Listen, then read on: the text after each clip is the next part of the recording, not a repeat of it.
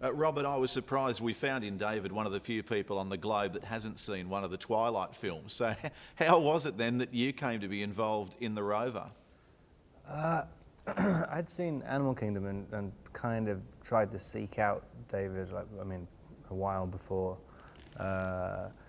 without really knowing what he was doing or anything. And then, the rover script turned up, and I hadn't read the email it was attached to properly, and I thought it was an offer. And I immediately called back, and I was like, what? Just from that meeting a year ago? I must have really impressed them. And they're like, no, it's not an offer. You got to audition for it. Are you past the audition stage, or you still had to audition? No, I still had to audition twice. Twice? What took him the second time to convince him to win him over? I almost said something completely inappropriate. What?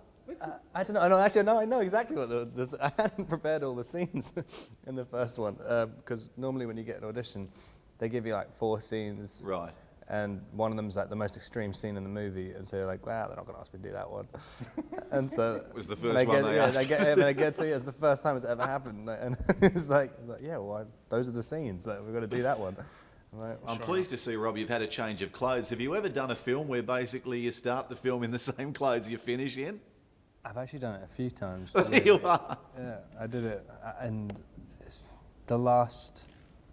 Yeah, basically the last 3 or 4 movies I've done are basically so you're the low same maintenance thing. on the you're low maintenance on the set, are you? Is that what you're saying? Yeah. I mean, basically the last 3 movies I've done, I've been wearing a black suit in every single scene, and that's crazy.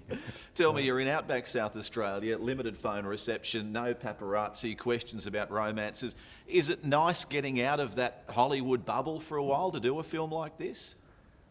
Yeah, I mean, I don't really exist in it anyway. I mean, I live in LA, but like, I don't really, I don't know. I mean, I figured out a way to not really have people chase you around and stuff. But definitely in terms of just working, not having people observing who aren't part of the job.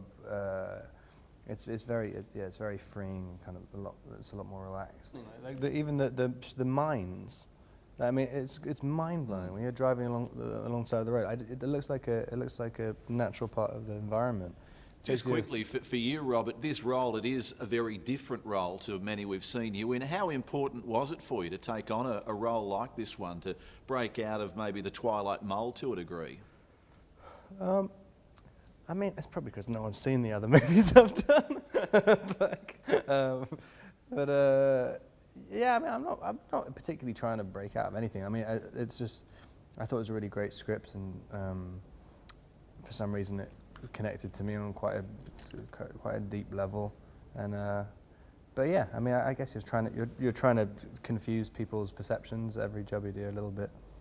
Well, it's lovely to see you both. Thank you very much. The film opens this Thursday, The Rover. Thank you. Cool, thanks.